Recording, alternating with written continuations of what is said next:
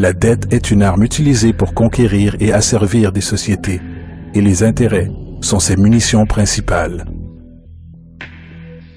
Et comme la majorité vit ignorante de cette réalité, les banques, en association avec les gouvernements et les corporations, continuent à perfectionner et étendre leurs tactiques de guerre économique, générant de nouvelles bases, telles que la Banque mondiale et le Fonds monétaire international, tout en inventant un nouveau type de soldat, la naissance de l'assassin économique.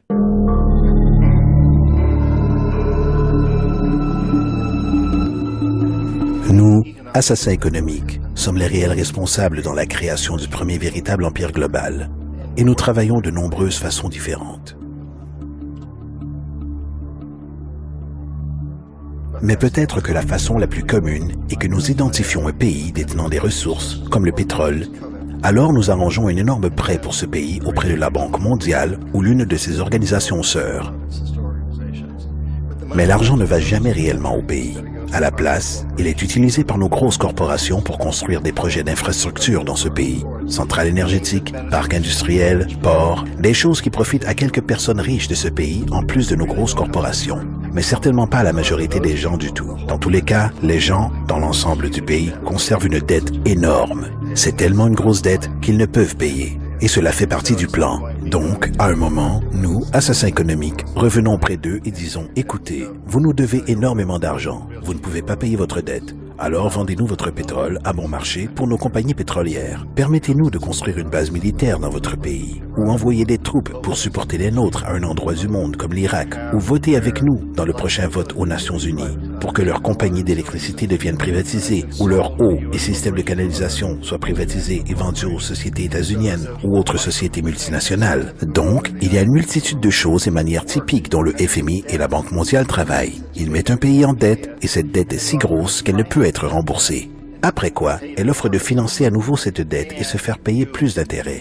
Et vous demandez ce quiproquo, que vous appelez conditionnalité, terme du FMI désignant certaines exigences ou bonne administration, ce qui signifie qu'ils doivent vendre leurs ressources, incluant plusieurs de leurs services sociaux, leur société de maintenance, leur système scolaire, parfois leur système pénal, leur système d'assurance à des sociétés étrangères. Donc c'est un double, triple, quadruple renvers dévastateur. Le besoin d'un tueur à gages économique est né au début des années 50, alors que Mossadegh venait d'être élu démocratiquement en Iran. Il était considéré comme l'espoir pour la démocratie dans le Moyen-Orient et considéré comme l'homme de l'année selon le Time Magazine. Une chose qu'il a apportée et fini par appliquer était que les compagnies pétrolières étrangères devaient payer le peuple iranien bien plus pour leur pétrole qu'elles ne le faisaient et que les Iraniens devaient profiter de leur propre pétrole. Politique étrange. Nous n'avons pas aimé cela, bien sûr. Mais nous étions anxieux de faire ce que nous faisons normalement, qui est d'envoyer les militaires. À la place, nous avons envoyé un agent de la CIA, Kermit Roosevelt, un parent de Teddy Roosevelt. Et Kermit y alla avec quelques millions de dollars, et cela fut très, très efficace. Et dans un court laps de temps, il réussit à faire renverser Mossadegh et fit entrer le Shah d'Iran pour le remplacer, ce qui a toujours été favorable au pétrole.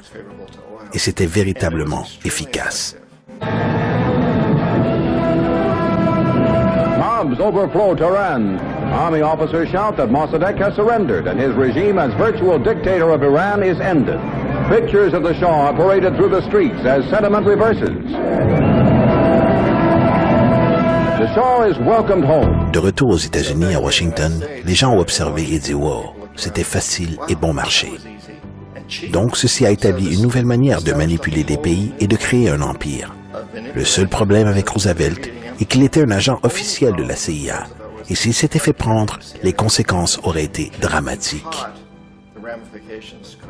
Donc, très rapidement, à ce moment-là, décision fut prise d'utiliser des consultants privés pour passer l'argent depuis la Banque mondiale ou le FMI ou l'une des autres agences équivalentes ou de faire appel à des gens comme moi qui travaillons pour des sociétés privées afin que si nous étions pris, il n'y ait pas de conséquences gouvernementales.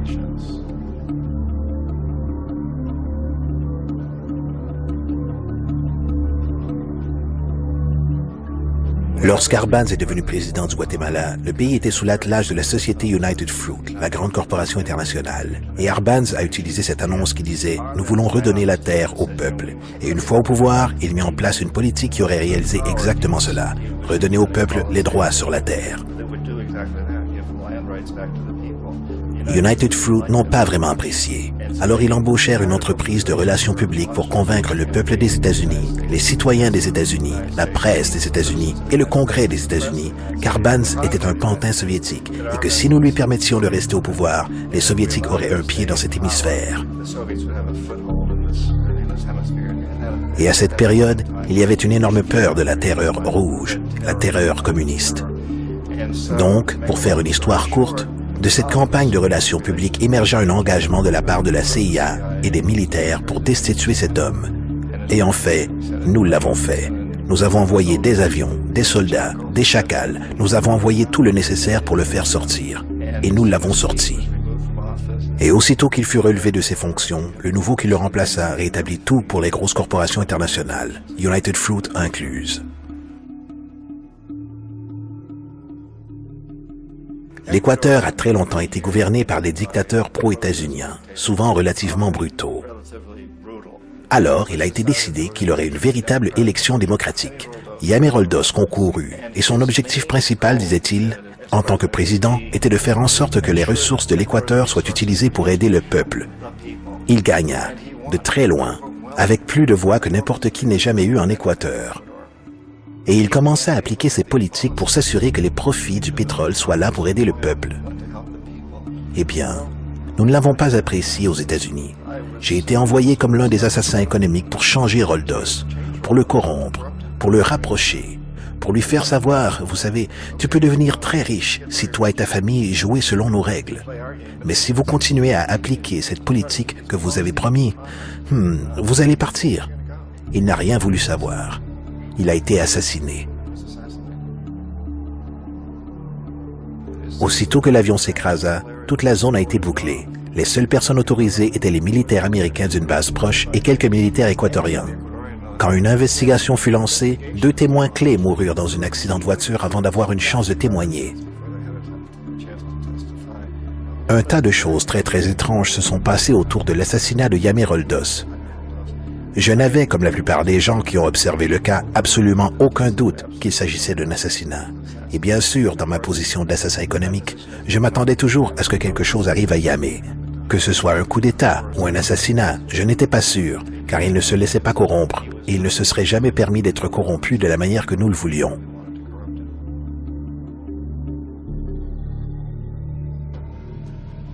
Omar Torrijos, le président du Panama, était l'une de mes personnes favorites. Je l'appréciais énormément. Il était très charismatique. C'était un type qui voulait vraiment aider son pays. Et quand j'ai essayé de l'acheter ou de le corrompre, il dit « Écoute, John », il m'appelait Juanito. Il dit « Écoute, Juanito, je n'ai pas besoin d'argent. Ce que j'ai réellement besoin, c'est que mon pays soit traité décemment. J'ai besoin que les États-Unis paient la dette qu'ils doivent à mon peuple pour tous les dégâts que vous avez causés ici. J'ai besoin d'être dans une position où je puisse aider les autres pays latino-américains à gagner leur indépendance et d'être libérés de cette terrible présence venant du Nord. Vous nous exploitez terriblement. J'ai besoin que le canal du Panama revienne dans les mains du peuple panaméen. C'est tout ce que je veux. Donc, laissez-moi tranquille. N'essaie pas de m'acheter. On était en 1981 et en mai, Yameroldos se faisait assassiner. Et Omar était parfaitement au courant de cela. Torrijos rassembla sa famille et dit « Je suis probablement le prochain, mais ça ne fait rien, car j'ai réalisé ce pourquoi je suis venu ici. J'ai renégocié le canal. Le canal sera désormais entre nos mains. Nous avons fini de négocier le traité avec Jimmy Carter. » En juin de la même année, 2 mois plus tard, il s'écrasa aussi dans un accident d'avion, qui, il n'y a aucun doute, fut exécuté par les chacals commandités par la CIA. Une énorme quantité de preuves, dont celle d'un agent de sécurité de Torrijos, lui donna au dernier moment, alors qu'il montait dans l'avion, un magnétophone. Un petit magnétophone qui contenait une bombe.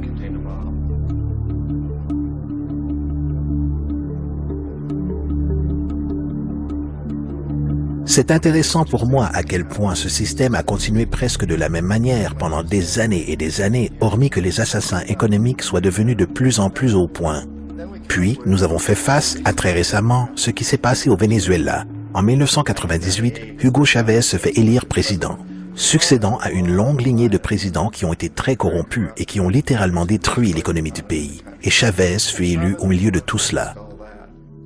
Chavez se dressa face aux États-Unis et il le fit principalement en demandant que le pétrole vénézuélien soit utilisé pour aider le peuple vénézuélien.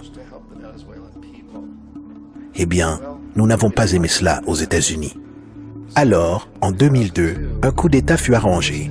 Il n'y a pas de doute pour moi ni pour la plupart des gens que la CIA était derrière ce coup.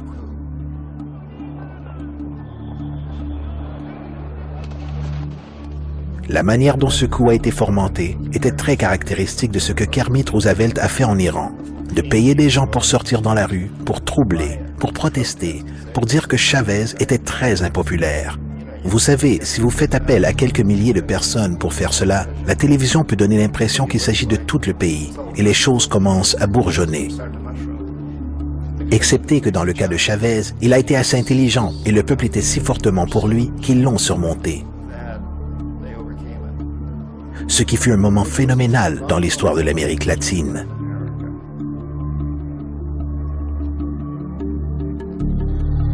L'Irak, effectivement, est l'exemple parfait de la façon dont le système entier fonctionne. Donc, nous, assassins économiques, sommes la première ligne de défense. Nous entrons, nous essayons de corrompre les gouvernements et de les faire accepter des prêts énormes qui sont alors utilisés comme moyen de les posséder littéralement. Si nous échouons, comme j'ai échoué au Panama avec Omar Torrijos et en Équateur avec Yamer Roldos, des gens qui ont refusé d'être corrompus, alors la seconde ligne de défense est d'envoyer les chacals. Et soit les chacals renversent le gouvernement, soit ils l'assassinent. Et une fois que c'est arrivé et qu'un nouveau gouvernement est mis en place, il sera au garde à vous, car le nouveau président sait ce qu'il arrivera s'il s'en écarte.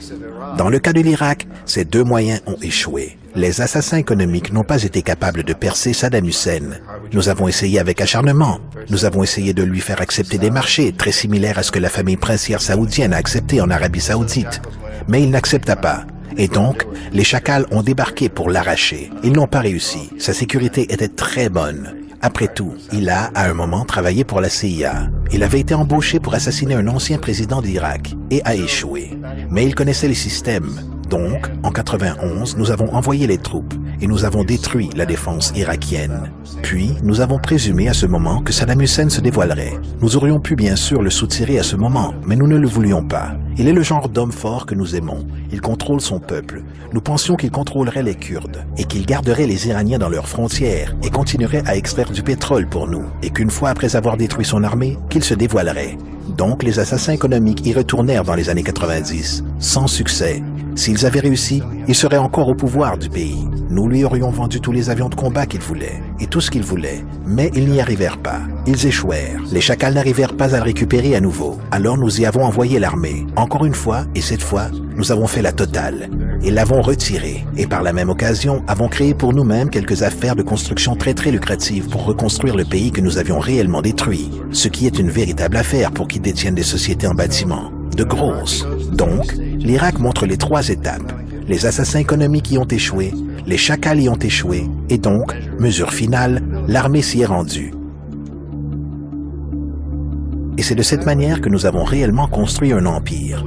Mais nous l'avons fait subtilement. C'est clandestin. Tous les empires du passé ont été érigés par l'armée et tout le monde savait qu'ils étaient en train de le construire. Les Anglais savaient qu'ils étaient en train de les construire. Les Français, les Allemands, les Grecs, et ils en étaient fiers. Ils avaient toujours quelques excuses telles que propager la civilisation, propager une religion, quelque chose comme cela. Mais ils savaient qu'ils étaient en train de le faire. Pas nous. La majorité de la population aux États-Unis n'a aucune idée que nous vivons pour le bénéfice de l'empire clandestin. Qu'aujourd'hui, il y a plus d'esclavage dans le monde que jamais auparavant. Donc vous devez vous poser la question, eh bien si c'est un empire, alors qui est l'empereur? Manifestement, nos présidents des États-Unis ne sont pas des empereurs. Un empereur est quelqu'un qui n'est pas élu, ne remplit pas de mandat et ne rend de compte à personne essentiellement. Donc, vous ne pouvez pas étiqueter nos présidents de cette façon. Mais nous avons ce que je considère être l'équivalent d'un empereur. Et c'est ce que j'appelle la corporatocratie. La corporatocratie est ce groupe d'individus qui administrent nos plus grosses corporations, et ils agissent réellement comme les empereurs de cet empire. Ils contrôlent nos médias, soit par la possession directe ou par la publicité. Ils contrôlent la plupart de nos politiciens car ils financent leurs campagnes, soit au travers de corporations ou des contributions personnelles qui émergent des corporations. Ils ne sont pas élus, ils ne remplissent pas un mandat, ils ne rendent de compte à personne. Et au sommet de cette corporatocratie, vous ne pouvez distinguer si la personne travaille pour une société privée ou le gouvernement, car ils font toujours un mouvement de va-et-vient. Donc, vous avez un type qui est un moment le président d'une grosse société en bâtiment, comme Halliburton, et le moment suivant, il est le vice-président des États-Unis, ou le président qui était dans les affaires du pétrole.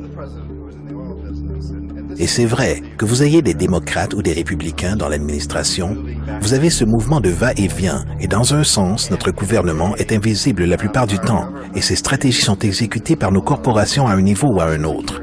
Et encore une fois, les stratégies du gouvernement sont essentiellement forgées par la corporatocratie et sont alors présentées au gouvernement et deviennent des plans gouvernementaux. Il y a une incroyable relation d'intimité. Ce n'est pas une théorie du complot. Ces gens n'ont pas à se regrouper et comploter pour faire des choses. Ils travaillent tous essentiellement avec un principe fondamental, qui est de maximiser les profits sans se soucier du coût social et environnemental.